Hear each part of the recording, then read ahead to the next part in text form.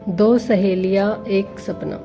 एक छोटे से गांव में दो सहेलियां रहती थी, आर्या और काव्या। दोनों एक ही सरकारी स्कूल में 10वीं कक्षा में पढ़ती थी। आर्या पढ़ाई में बहुत तेज थी, लेकिन उसके घर की आर्थिक स्थिति कमजोर थी। दूसरी ओर काव्या एक संपन्न परिवार से थी, लेकिन पढ़ाई में उसका मन कम लगता था। हर सुबह दोनों साथ स्कूल जाती, रास्ते भर हंसी मजाक करती और भविष्य के सपने देखती। आर्य का सपना था कि एक बड़ी अधिकारी बने, जबकि काव्य का सपना था कि वह अपने दोस्तों के साथ हमेशा ऐसे ही मुस्कुराती रहे। एक दिन स्कूल में बोर्ड परीक्षा की घोषणा हुई।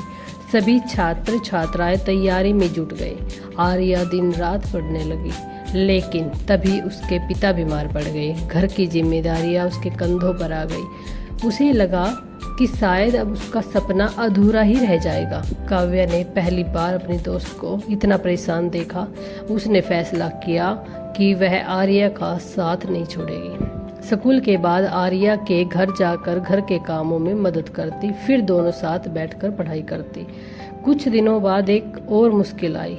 आर्या के पास परीक्षा की फीस जमा करने के लिए पैसे नहीं थे। वह चुपचाप बैठी रो रही थी। अगले दिन जब स्कूल पहुंची तो उसे पता चला कि उसकी फीस भी जमा हो चुकी है। बहुत पूछने पर पता चला कि काव्या ने अपने जन्मदिन के लिए जो उसे पैसे मिले थे, उन पैसों से उसने फीस जमा कर दी। आर्या की आंखों में आंसू आ गए। उसने कहा, तुमने मेरे लिए इतना बड़ा त्याग किया, क्यों? काव्या मुस्कुराई और बोली, दोस्ती वही होती है जो सपनों को टूटने ना दे। परीक्षा हुई। दोनों ने पूरी मेहनत से पेपर दिए। कुछ महीनों बाद परिणाम आया। पूरे जिले में आर्या ने पहला स्थान प्राप्त किया। स्कूल में खुशी की लहर दौड़ गई। मीडिया वाले भी इंटरव्यू लेने पहुंचे। जब उनसे सफलता का राज पूछा गया तो आर्या ने बताया, अगर मेरी दोस्त काव्या मेरे साथ ना देती तो मैं आज यहाँ तक नहीं होती। मेरी सफलता में जितना मेरा योगदान है उतना ही उसका भी है। यह सुनकर सभी भावुक हो गए। काव्या की आंखों में आंसू आ गए। 10 साल बाद आर्या एक IAS अधिकारी बन गई। एक दिन वह अपनी पुराने स्कूल पहुंची। वहां उसने देखा कि काव्या उसी स्कूल में शिक्षिका बन चुकी है।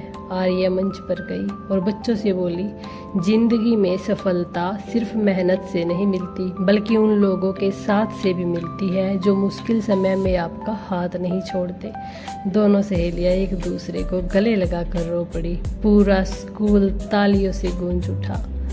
कहानी का संदेश क्या है? सच्ची दोस्ती वह होती है जो मुश्किल समय में आपके सपनों की रक्षा करे। मेहनत और अच्छे साथी मिल जाए तो कोई भी सपना असंभव नहीं रहता।